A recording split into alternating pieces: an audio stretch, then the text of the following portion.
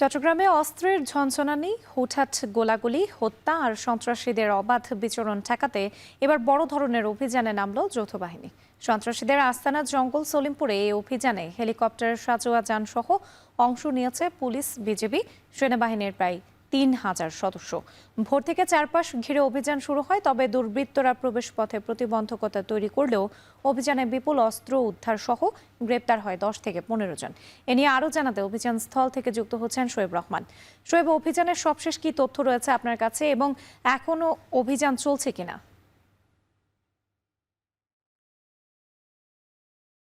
অভিযানের যেই বাহিনীগুলো অংশ নিয়েছিল এবং তাদের যে ঊর্ধ্বতন কর্মকর্তা তারা কিন্তু ইতিমধ্যে ঘটনাস্থল ত্যাগ করেছেন এবং ঘটনাস্থল ত্যাগ করার সময় আমরা র্যাবের যে চট্টগ্রাম ৭-এর যিনি অধিনায়ক রয়েছেন তার সাথে কথা বলেছিলাম। তিনি যেটি জানিয়েছেন যে ইতিমধ্যে প্রায় ১৫ জনের মতো সন্ত্রাসীকে তারা আটক করেছেন এবং এর পাশাপাশি তারা কিন্তু কবরস্থানের পাশে একটি নালা থেকে পরিত্যক্ত অবস্থায়, বস্তাবন্দি অবস্থায়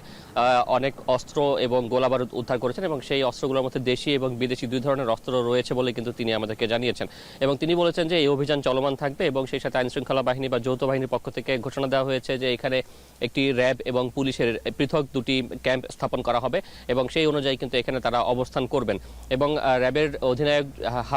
হাফিজুর রহমান তিনি যেটি জানিয়েছেন যে অভিযানের যখন চালান তখন তারা কিন্তু বেশিরভাগ স্থানেই দেখেছেন যে এলাকাটি পুরুষশূন্য হয়ে গিয়েছে এবং বেশিরভাগ বাসাবাড়িতে নারী সদস্য এবং সেই সাথে স্কুল পড়ুয়া যে সকল তরুণ বা কিশোররা রয়েছেন তারাই কিন্তু এলাকাটিতে অবস্থান করছিলেন এবং তিনি বলছিলেন যে এর মাধ্যমেই মূলত বোঝা যায় যে এখানে অনেকেই রয়েছেন যারা অপরাধের সঙ্গে জড়িত এবং তারা কিন্তু খবর পেয়ে বিভিন্ন স্থানে আত্মগোপনে গা ঢাকা দিয়েছেন। তবে তিনি হুঁশিয়ার করেছেন যে কোনো ধরনের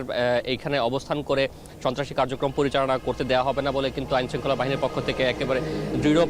প্রতিজ্ঞা করা হয়েছে এবং তারা বলছেন যে সরকারেও এই ব্যাপারে ওয়াকিবহাল রয়েছেন এবং এখানকার যে সন্ত্রাসী তৎপরতা সেটি বন্ধে কিন্তু তারা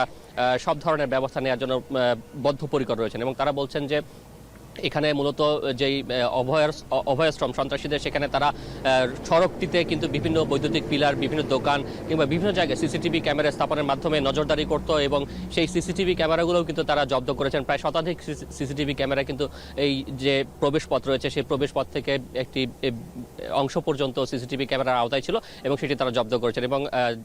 আইনশৃঙ্খলা বাহিনীর পক্ষ থেকে বলা হয়েছে যে এইগুলো মূলত অবৈধ উদ্দেশ্যেই এই সিসি ক্যামেরাগুলো স্থাপন করা হয়েছিল এবং তারা এই ধরনের অবৈধ কার্যক্রম বা সন্ত্রাসী কার্যক্রম আর করতে দেবেন না। রাত্রি চট্টগ্রামে চলছে যৌথ বাহিনীর অভিযান, এ নিয়ে বিস্তারিত জানাতে যুক্ত ছিলেন শোয়েব রহমান।